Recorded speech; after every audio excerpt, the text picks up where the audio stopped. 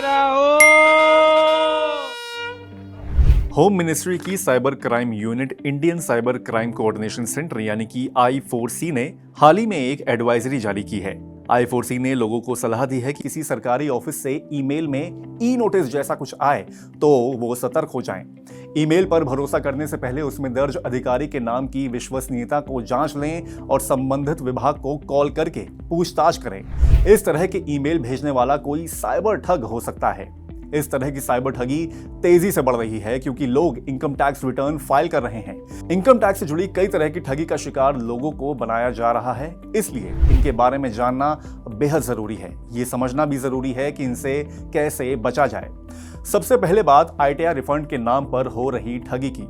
Cyber ठग bulk में लोगों को ऐसे फर्जी मैसेज या ईमेल भेज रहे हैं जिनमें एक लिंक दिया जाता है।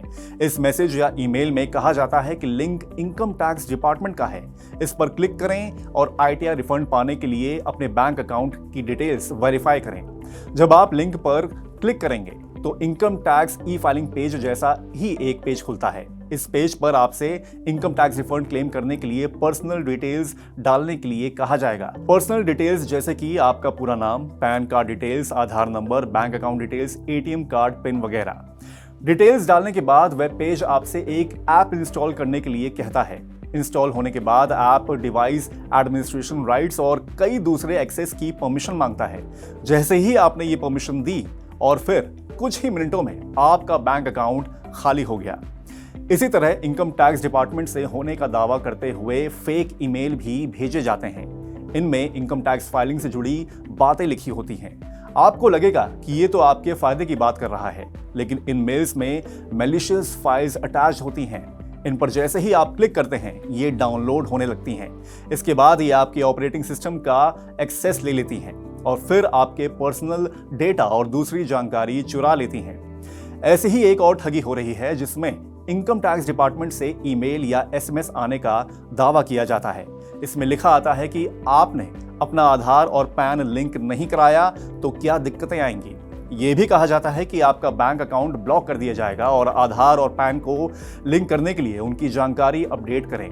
जिन लोगों ने अब तक आधार और पैन को लिंक नहीं किया होता है वे इस झांसे में आ जाते हैं। इनके साथ एक एंड्रॉयड पैकेज यानी कि APK फाइल डाउनलोड करने का लिंक होता है। इसे डाउनलोड करने पर एक थर्ड पार्टी ऐप इंस्टॉल हो जाती है। उसमें आपके बैंक खाते की जानकारी डालने को कहा जाता है। आपके ऐसा करते ही आपके बैंक अकाउंट से पैसे गायब होना शुरू हो जाएंगे। इसी तरह लोगों को ये भी ईमेल या मैसेज भेजा जा रहा है कि उन्होंने ITR फॉर्म भरने में गलती की है। उन्हें नोटिस भेजा जाएगा। उनके पास गलती सुधारने का मौका है। इसके लिए उन्हें दिए गए लिंक पर क्लिक कर जरूरी जानकारी अपडेट करनी होगी। अब आपने क्लिक किया तो फर्जी फॉर्म दिखेगा। वहां जरूरी जानकारी मांगी जाएगी। आपने जानकारी दी और ठगी का सिलसिला शुरू हुआ। अब सवाल उठता है कि इस तरह की ठगी से कैसे बचा जाए। तो एक बात जान लीजिए कि आपके पास इनकम टैक्स से जुड़ी जो भी जानकारी आएगी वो आयकर विभाग की ऑफिशियल वेबसाइट के जरिए ही आएगी और उसके वेब एड्रेस में आखिर में gov.in लिखा होगा। रिफंड के लिए आपको अलग से किसी दूसरी जगह बैंक डिटेल्स डालने, कोई थर्ड पार्टी ऐप डाउनलोड करने की जरूरत नहीं है।